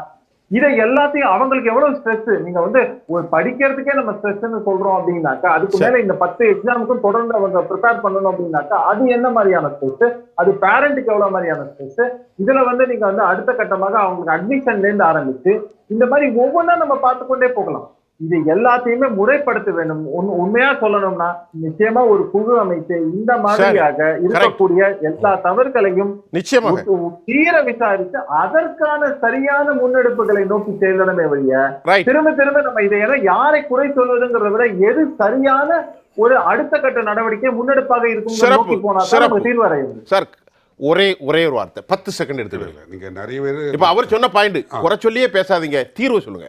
இல்லை தீர்வு ஆல் இண்டியா முழுக்க ஒரே ஒரு கொஸ்டின் பேப்பர். எம்பிபிஎஸை தாண்டியும் பல படிப்புகள் இருக்கு. மாணவர்கள் எதுவுமே நெகட்டிவாக திங்க் பண்ணாங்க. எதுவுமே இம்பாசிபிள் கிடையாது. இம்பாசிபிளை பிரிச்சாலே ஐ எம் பாசிபிள், ஃபெயில்னாலே ஃபர்ஸ்ட் அட்டெம்ப்ட் இன் லேர்னிங். எல்லாருமே வாழ்க்கையில் சாதிக்கலாம். எம்பிபிஎஸ் மட்டும்தான் எனக்கு தீர்வுன்னு எந்த மாணவனும் நினைக்கக்கூடாது. இந்த நிகழ்ச்சி மூலமாக மாணவர்களுக்கும் தன்னம்பிக்கை வேணும், ஒரு விடாமுயற்சி இருக்கணும், கடின உழைப்பு இருக்கணும். இருந்ததுன்னா கண்டிப்பா நம்ம மாணவர்கள் உறுதியாக சாதிப்பாங்க. சார் ஆமா, சார் சொல்றது கூட ஒரே ஒரு ஆட் பண்ணிக்கிறேன். அமெரிக்கால டாக்டர்ஸ் போக ரெசிடென்சி இந்த மாதிரி பல துணை ஸ்கீம்ஸ் இருக்கு. நம்ம இங்க டாக்டர் அதை விட்டு நடத்துன்னு பாக்குறோம். அப்படி இல்லாமல் கூடுதல் ஸ்கீம்ஸ் எல்லாம் இருக்கு. அதையெல்லாம் இந்திய பாடத்திட்டத்துல மாணவர்களுக்கு கொண்டு வரணும். நன்றி சார், நன்றி ரமேஷ் சார். நேயர்களே, நம்ம சோமசுந்தர ஐயா சொன்ன மாதிரி ஒரு ப்ரொஃபசர் சொல்றாரு பாருங்க, இம்பாசிபிள் என்றால் எனக்கு சாத்தியம், ஐ எம் பாசிபிள், அப்படிதான். அதனால நம்ம பிள்ளைகள் தாய் தந்தையை நினைச்சு பாருங்க, டாக்டர் இல்லைன்னா எவ்வளோ வாழ்க்கையில் வாழ்றதுக்கு வழி இருக்கப்பா. தற்கொலை தீர்வே இல்லை. தைரியமாக நீங்கள் முன்னேறுங்கள். உலகம் பறந்து விரிந்து கிடக்கிறது. அதனால் பெற்றோர்களை கவலைப்படுத்த விடாதீர்கள். மருத்துவத்தை முயற்சி செய்யுங்க. கிடைக்கலன்னா அதோட பெரிய கோர்ஸ்லாம் இருக்குது. இந்த நிகழ்ச்சியின் வாயிலாக உண்மையிலேயே நீங்கள் தைரியமான ஒரு சமூகத்தை உருவாக்கணும். அரசியல்வாதிகளின் ஆசை வார்த்தைகளை நம்பாமல் சொந்த காலில் நிற்பதற்கு ஒவ்வொரு குடும்பமும் தாய் தந்தையும் பொறுப்பேற்றுக் கொள்ளணும். இந்த நிகழ்ச்சியில் மரியாதைக்குரிய சோமசுந்தரம், அதை போன்று பாண்டியன், தேவப்பிரியா, ரமேஷ் சேதுராமன், உங்கள் அனைவருக்கும் நான் உளப்பூர்வமான நன்றி தெரிவித்துக்கிறேன். மீண்டும் மற்றொரு களத்தில் நான் உங்களை சந்திக்கின்றேன். அதுவரை உங்கள் அனைவரிடமிருந்தும் நான் சுஃபியான். மீண்டும் சந்திப்போம். நன்றி.